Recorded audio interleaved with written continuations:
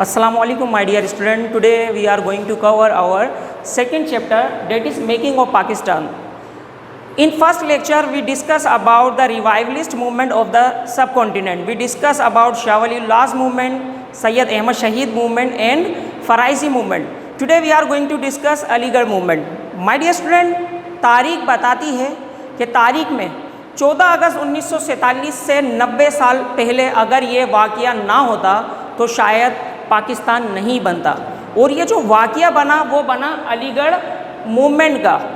My dear student, मुस्लिम हुकूमत 18वीं सदी में अपने अरूज पर थी और 1900 सदी के वस्त में जंगे आज़ादी के बाद वार ऑफ 1857 की नाकामी के बाद अंग्रेज़ तसल्लुत हो गए थे, मुसल्लत हो गए थे जनूबी एशिया में, और मुसलमानों की हुकूमत जा चुकी थी। My dear student, the British had taken over the power and leadership of the subcontinent from the Muslims. मुसलमानों की हुकूमत हो चुकी थी and the British considered Muslim as their strong opponent after the war of 1857, और जंग आज़ादी के बाद वो मुसलमानों को अपना दुश्मन समझने लगे and they destroyed the Muslim in every field, their social life, religious life and in every walk of field they were destroyed, because ये हुआ था हिंदुओं की कंट्रोवर्सी से। आफ्टर द वार ऑफ 1857 अंग्रेज़ों ने एक तरफ अंग्रेज़ों के साथ जो है हिंदुओं ने हाथ मिला लिया था और तरक्की करने लग गए थे, और मुसलमानों को हर फील्ड में धकेला जाने लगा, उनकी प्रॉपर्टीज़ को जब्त कर लिया गया, उनके मजहबी रस्मात पे, कल्चर पे और सब चीज़ पे पाबंदी लगा दी गई and Muslim become the victims of atrocities of the British. इस वक्त sir Syed Khan came forward and started awakening movement called Aligarh movement. Sir Syed Khan ने अलीगढ़ मूवमेंट स्टार्ट करी मुसलमानों का खोया हुआ वक़ार हासिल करने के लिए। सर सैयद खान ने सबसे पहले जो पॉइंट दिया वो दिया जनरल अवेयरनेस, आम आगाही।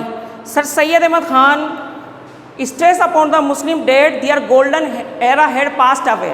मुसलमानों को जोर दिया कि आपका सुनहरी दौर जा चुका है and now live in the past, don't live in the past, अपने माजी में ना रहें, लिव इन द प्रेजेंट, आप प्रेजेंट में रहें and plan for the future, और मुस्तकबिल की परवाह करें, मुस्तकबिल को देखें। और सर सैयद खान ने कहा कि अंग्रेज़ों से आप लड़ाई नहीं करें। दूसरा पॉइंट था establishing goodwill with the British. Sir Syed Khan ने मुसलमानों को अच्छे ताल्लुकात कायम करने के लिए कहा अंग्रेज़ों से, क्योंकि अंग्रेज़ उस वक्त तरक्की पर था, अंग्रेज़ों की हुकूमत थी, तो ये एक बेवकूफ़ी होती कि अगर मुसलमान उनसे लड़ते रहते। तो सर सैयद खान ने बड़ा स्मार्टली वर्क करा और कहा कि मुसलमानों से आप अंग्रेज़ों के साथ अच्छे ताल्लुकात कायम करें। And he also wrote the किताब, एक किताब लिखी उन्होंने, the revolt, the cause of Indian revolt, the cause of Indian revolt. इसके मायने हैं असबाबे बगावत हिंद। असबाबे बगावत हिंद में सर सैयद अहमद खान ने अंग्रेज़ों को समझाया और उनकी जो डाउट्स थे मुसलमानों के ख़िलाफ़, जो गलतफहमियाँ थी, उनको दूर करने की कोशिश करी, क्योंकि अंग्रेज़ उन पर नरमी इख्तियार करें। The cause of Indian revolt में सर सैयद अहमद खान ने बताया कि देखें, पहला पॉइंट उन्होंने दिया कि the performance of the British government was below the expectation of the people, that's why people are annoyed on this account. Sir Syed Ahmad Khan ने समझाया अंग्रेज़ों को, अपना पम्फलेट लिखा the cause of Indian revolt, इसमें समझाया कि the performance of the British government was below the expectation. जो परफॉर्मेंस थी, कारकर्दगी थी ब्रिटिश गवर्नमेंट की, वो एक मुतमईन कुन नहीं थी, इसी वजह से लोग उन पर गुस्सा हैं, इसी वजह से वो मुतमईन उनकी गवर्नमेंट से नहीं हैं। दूसरा पॉइंट दिया, the government had failed to understand the problems of the people because there were no relations between the rulers and the people. Sir Syed Khan ने दूसरा पॉइंट इसमें ये दिया कि जो ब्रिटिश गवर्नमेंट नाकाम हो चुकी है, क्योंकि उनके दरमियान और लोगों के दरमियान कोई राब्ता नहीं है, इसी वजह से एक गवर्नमेंट लोगों की प्रॉब्लम सॉल्व करने के लिए या उनकी जो प्रॉब्लम है उनको समझने के लिए नाकाम हो चुकी है। तीसरा पॉइंट था, the government had no program for the welfare of the people. The people in generally and the Muslim in the particular had become poorer. Sir Syed Ahmad Khan ने जो पॉइंट दिया कि उसमें कहा कि जो है गवर्नमेंट में जो है इनकी गवर्नमेंट में जो मुसलमान है या दूसरा तबका है वो बहुत ज़्यादा गरीब होता जा रहा है। तो ये सर सैयद अहमद खान ने अंग्रेज़ों को समझाया, क्योंकि जब आप किसी के ज़रिए कांटेक्ट करते हैं तो एक हेल्दी डिबेट के साथ आप बात कर सकते हैं। सर सैयद अहमद खान ने पम्फलेट लिखा और अंग्रेज़ों के डाउट क्लियर करने के लिए करा। फिर उनका पॉइंट आया नॉन कन्फेडरल पॉलिटिक्स, और उस वक्त सर सैयद अहमद खान का जो कारनामा था, उन्होंने मुसलमानों को समझाया कि आप सियासत में हिस्सा ना लें और अच्छे ताल्लुकात कायम करें अंग्रेज़ों के साथ जब तक हालात खुशगवार नहीं हो जाते। क्योंकि सर सैयद अहमद खान को मालूम था कि जिसका पावर होता है उस वक्त, क्योंकि अगर आप अपने दुश्मन से लड़ने जाते हो तो उसके मद्दे मुकाबिल आने के लिए आपको पहले उसका लेवल देखना पड़ेगा। तो उस वक्त मुसलमान बहुत ज़्यादा कमज़ोर थे और हिंदू भी जो है हक में नहीं थे। तो इसी वजह से सर सैयद अहमद खान ने कहा कि आप पॉलिटिक्स में हिस्सा ना लें। फिर उनका पॉइंट था फीचर्स ऑफ अलीगढ़ मूवमेंट क्या है। फीचर्स ऑफ अलीगढ़ मूवमेंट में बहुत सारे प्रोमिनेंट लीडर हमें अलीगढ़ ने दिए, जैसा कि मौलाना शिबले नोमानी, वक़ारुल मुल्क, मोहसिनुल मुल्क, अल्ताफ़ हुसैन हाली, ये बहुत सारे लीडर अलीगढ़ मूवमेंट से निकले और इन्होंने अलीगढ़ मूवमेंट के लिए और मुसलमानों के लिए बहुत बड़ा काम किया। फिर इनकी हम एजुकेशनल सर्विस पे आ जाते हैं और modern motivation for modern knowledge. Sir Syed Ahmad Khan, my dear student, ये बात माननी पड़ेगी, सर सैयद अहमद खान एक विजनरी लीडर थे, एक ऐसे विजन वाले बंदे थे जिनका मानना था कि इल्म वाले का मुकाबला इल्म वाले से ही किया जा सकता है। क्योंकि अंग्रेज़ उस वक्त बहुत तरक्की पे था, तो सर सैयद अहमद खान ने मुसलमानों को समझाया कि तालीम हासिल करें और ये तालीम ही है जो आपका खोया हुआ वक़ार दिला सकती है। सर सैयद अहमद खान ने कहा कि learn English language. Sir Syed Ahmad Khan ने कहा मुसलमानों को कि अंग्रेज़ी लैंग्वेज सीखें। फिर आपने स्टार्ट किया एक स्कूल गाज़ीपुर में 1862 में, और देन ही started scientific society. Scientific society sir Syed Ahmad Khan ने कायम करी गाज़ीपुर में, बाद में शिफ्ट हो गई अलीगढ़ मूवमेंट में। इस साइंटिफिक सोसाइटी का काम क्या था? Translate western book into Urdu, western books को ट्रांसलेट करना उर्दू में। माय डियर स्टूडेंट, अगर हम तारीख उठा के देखते हैं तो 500 साल से कोई भी कौम किसी दूसरी ज़बान में तरक्की नहीं करा, किसी की भी कौम ने किसी दूसरी ज़बान में तरक्की नहीं की। तो सर सैयद अहमद खान ने मुसलमानों को समझने के लिए एक साइंटिफिक सोसाइटी बनाई।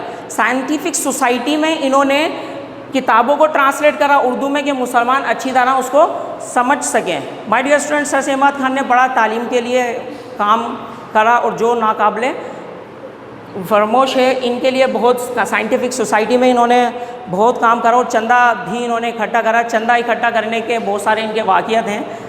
सर सैयद अहमद खान, क्योंकि माय डियर स्टूडेंट ये बताना ज़रूरी है आपके जहन नशीन हो जाए कि हमारे लीडर्स ने कितनी कुर्बानी दी है। सर सैयद अहमद खान के चंदा जमा करने के वाक़ियात में से कुछ वाक़ियात।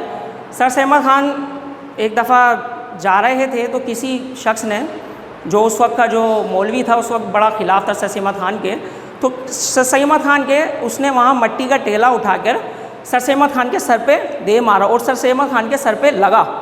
तो सर सैयद अहमद खान ने मुस्कुरा के वो पत्थर उठाया और मुस्कुरा के कहा, ये मेरी बुनियाद का पत्थर मुझे मिल गया, जो मैं बुनियाद साइंटिफिक सोसाइटी या जो अपनी तालीमी इदारा बनाना चाहता हूँ उस बुनियाद का पत्थर मुझे मिल गया है। इससे और भी बहुत ज़्यादा वाक़ियात हमें मिलते हैं। सर सैयद अहमद खान का एक वाक़िया था कि सर सैयद अहमद खान ने साइंटिफिक सोसाइटी और जो मूवमेंट चला रहे थे एजुकेशनल मूवमेंट के लिए, जो इंस्टीट्यूट थे उसके लिए चंदा जमा करने के लिए लोगों के पास गए। ज़ाहिरन चंदा नहीं मिला क्योंकि लोग अच्छे काम में इतनी जल्दी पैसे नहीं देते हैं। तो सर सैयद अहमद खान ने क्या करा उस वक्त के मनादी करवाई। मनादी कहते हैं जैसे ढोल बजाकर इश्तिहारात वगैरह लगाए, क्योंकि पहले सोशल मीडिया, व्हाट्सअप, फेसबुक वगैरह तो नहीं हुआ करता था।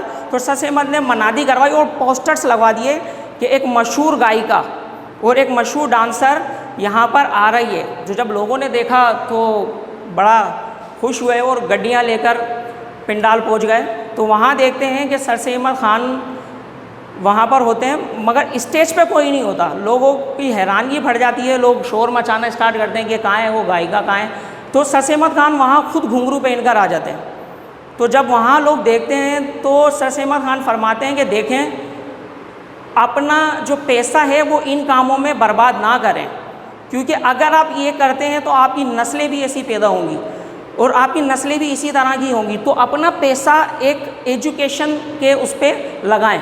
तो लोगों की वहाँ आंखों में बाकायदा आंसू आ गए और सर अहमद खान को वहाँ फ़ंड देना स्टार्ट करा। यानी सर अहमद खान घुंघरू पहनकर वहाँ आ गए अपनी इज़्ज़त की परवाह ना करते हुए, और सिर्फ़ एक लोगों की अपनी इज़्ज़त की परवाह नहीं करी और तालीम के लिए काम करा, मुसलमानों के लिए काम करा और एजुकेशन के लिए काम करा। तो सर अहमद खान ने साइंटिफिक सोसाइटी बनाई और बाद में ये MAO ये कॉलेज बना।